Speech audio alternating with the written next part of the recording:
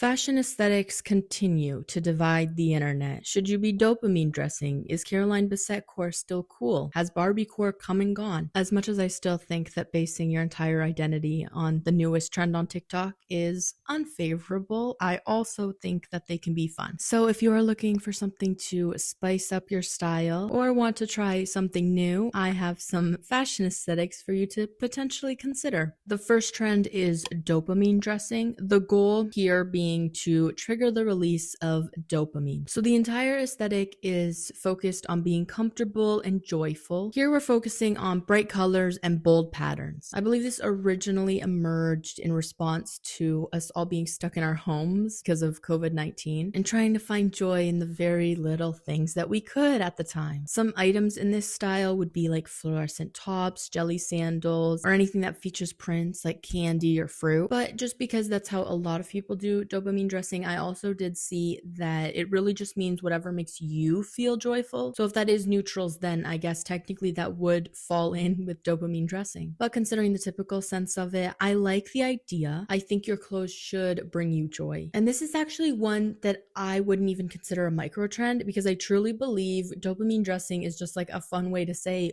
wear what you want. And people have been saying that, I think, since clothes have been invented. So yeah, the trend gets a yes from me, but it also doesn't feel really like a trend. It just feels like a repackaging of the same stuff. The next aesthetic is coastal grandmother. And this to me sounded so silly. When I was looking into trends, I thought, there's no way. But yeah, this I guess emerged in 2022. It's kind of based off Diane Keaton. We're going for beach house vibes. So like, neutrals and basics. So some items would be like linen pants, cashmere sweaters, white button downs. I have no problems with neutrals. I feel like this is very almost like quiet luxury. But I guess it is a little bit different because we're going for more lightweight pieces. I think the items are fun, but calling your aesthetic coastal grandmother, I don't know, something about that. I'm just like, really? But yeah, the actual clothes I am a fan of. Now, if you weren't a fan of the coastal grandmother, may I present to you the coastal cowgirl? This, I believe, was most popular 2023, 2024, and it definitely took direct inspiration from the coastal grandmother trend. Here, we're mixing beach with western. Some of the items are like boots, hats, flowy fabrics, denim, linen. This definitely seems to be more popular in summer or in places with warmer weather. And to me, this seems like the micro trend version of the bohemian style. I have cowboy boots. I have a cowboy hat. I definitely appreciate Western style. And to be honest, I do think a lot of the items that I own would fit in this aesthetic, but I have never called myself a coastal cowgirl. I think my opinion is similar than with the other two aesthetics, where I like the clothes and I like the concept, but it just feels like we're repackaging and rebranding a rather simple aesthetic. This next aesthetic, I actually had to do a little bit more research on because I thought there's no way it's actually called that. But the eclectic grandpa aesthetic. This was popular in 2024 and it features grandpa core pieces. So like chunky knit cardigans, high-waisted pants, vests, loafers, and like the retro patterns. This is supposed to have a lived-in feel and it's supposed to mix cozy with vintage. And one positive is that it focuses on thrifted pieces because that is one of my biggest issues with all of these new aesthetics cycling all the time is that people are expected to go out and buy new things, and because you're buying so much all the time, maybe you can't invest in higher quality pieces that are going to last you a while, because why would you if in 3 weeks there's going to be a new aesthetic and you need to overhaul your entire closet again? So thrifting the pieces of this aesthetic sounds good to me. I just can't imagine going up to your grandpa and being like, yeah, look at my fashion, isn't it so eclectic grandpa core? I think a lot of the people that make these trends and these cores so popular are influencers, and that's because they get like a financial benefit from it. But sometimes the things they come up with, I'm like, wow, that is rather creative. Like, for example, this next aesthetic, this took the world by storm, the Caroline Bessette aesthetic. This popped up after the release of Love Story in February of this year. here. It focuses on quiet luxury, 90s minimalism. Some of the items are like crew neck sweaters, white button downs, silk slip skirts, and tailored blazers. And if you don't know who she is, as I did not before February of this year, she is the wife of JFK Jr., I believe, and she was known for her style. It was very timeless, very classy. And obviously, I don't know anything about her personal life, but I wonder how she would feel about her timeless style being repackaged and basically sold as a trend to people on social media, because there's really nothing timeless about that. And as a matter of fact, I don't hear anybody even talking about this aesthetic anymore. And that to me is a crazy cycle rate that we're in. Another fashion icon, we have Adam Sandler core. Now this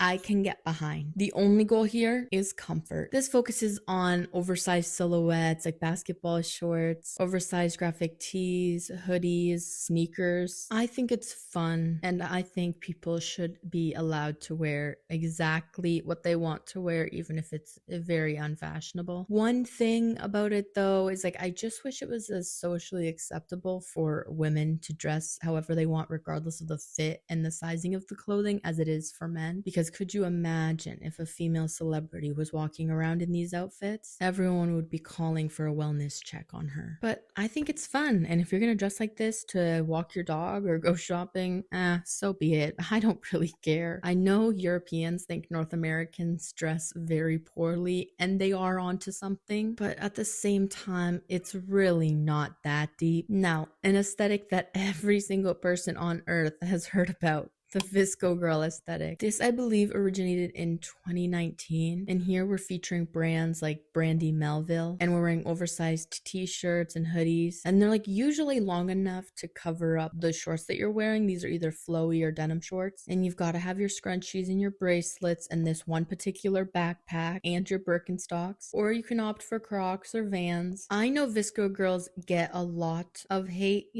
they're easy to make fun of, especially at the time. But really, they had the right idea, like Save the Turtles and everything. They were definitely onto something. And I kind of reminisce a little bit, because imagine like the entire world being on board for an aesthetic that was like to better the environment. Everyone is so divided these days that we can't even agree that the planet that we live on should be taken care of. And that's just really sad. So hopefully the Visco Girl aesthetic will have a resurgence or some type of repackaging where we start to care about these things a little bit more again. And then we've got Barbie core, which is obviously inspired by Barbie, but also like Paris Hilton, Elle Woods. Here we're focusing on pink, not only pink, but it is a pretty major part of it. And then it's like plastic jewelry, sparkly details, hair clips. This obviously went really big after the Barbie movie was released. The thing is, I still do think that this is a little bit of some repackaging. I feel like when I was younger, when we wore pink, it was always like, oh, on Wednesdays we wear pink, in reference to the Mean Girls movie. So the pink was still very important there. And so I feel like, yeah, people with pink closets have gone from Mean Girl aesthetic to Barbie core. I like pink, and if you own a lot of pink, then this is the perfect aesthetic. Another trend that is heavily influenced by one color is the Brat summer aesthetic. This is obviously inspired by Charli XCX album Brat, and it's based on Brat green, which is kind of like a shade of lime green. This features baby tees, tinted sunglasses, Von Dutch trucker hats. This whole aesthetic is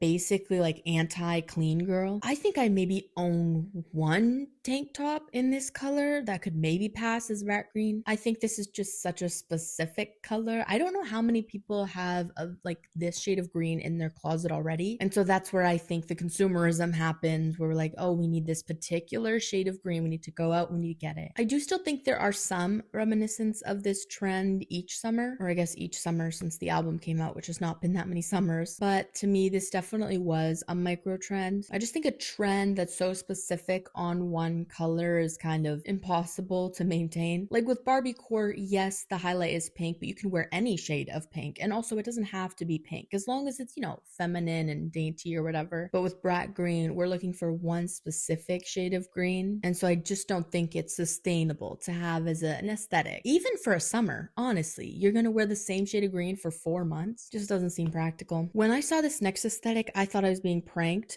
dorpcore. I thought there's no way this is even a word. This sounds like some addition of some viral slime, but has nothing to do with slime. It's about functional outdoor wear mixed with street style. So we're mixing earthy tones with some pops of color, and we're focusing on cargo pants, fleeces, rain jackets, backpacks, carabiners, fanny packs, and hiking boots. I'm always down for practical style, always. So yeah, if this is what you want to wear, go right ahead. This does sound like a very expensive aesthetic to have though, because all of those pieces are quite costly, unless you get the pieces from Shein, in which case I hope you're not actually doing any hiking, because I don't know if you're gonna make it. I hadn't heard of this aesthetic before, and that could mean that it's not a micro trend, but something that's just kind of like underlying, happening all the time. Or that could mean that it was such a brief micro trend that I can't even remember it. Not that I think it matters that much if this is what you want to wear, especially if this is your lifestyle. It makes complete sense. Then we've got the coconut girl aesthetic, and I think this was in like 2020. We're focusing on bikinis, hibiscus and tropical prints, halter tops, crochet, and ruffled mini skirts. And then for accessories, we've got platform flip-flops, puka shell necklaces, bucket hats. This aesthetic is very summer, and I also had not heard of it before this, but it made me think of this. I think it was like a hibiscus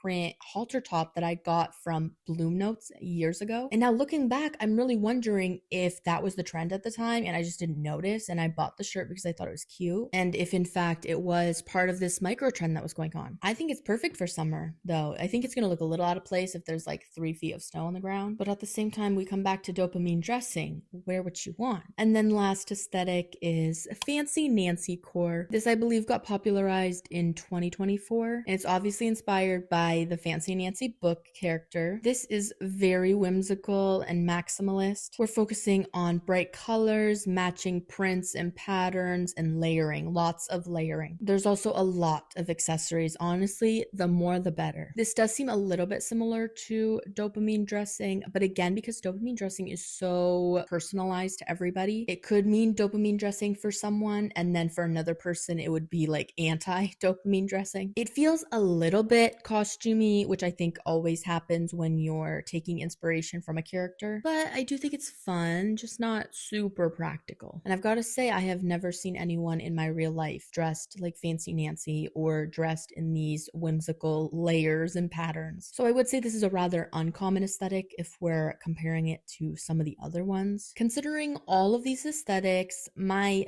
favorite is probably Adam Sandler core. I just like Adam Sandler when I'm at home. I love an oversized t-shirt. I think it's just fun to do what you want to do and not care what anyone else thinks. Like, I think that's chic. To me, the most micro trend one is Caroline Bessette core, because it just got popular in February and I don't hear anyone talking about it anymore. And it seems like by the time people watched the last episode of the show, the trend was already gone. If I had to say one aesthetic that's closest to mine, I'd probably cautiously have to say coastal cowgirl, just because I do like the Western aesthetic a lot. But hopefully you found some inspiration, or at least learned about some of the different fashion aesthetics that the people on TikTok come up with.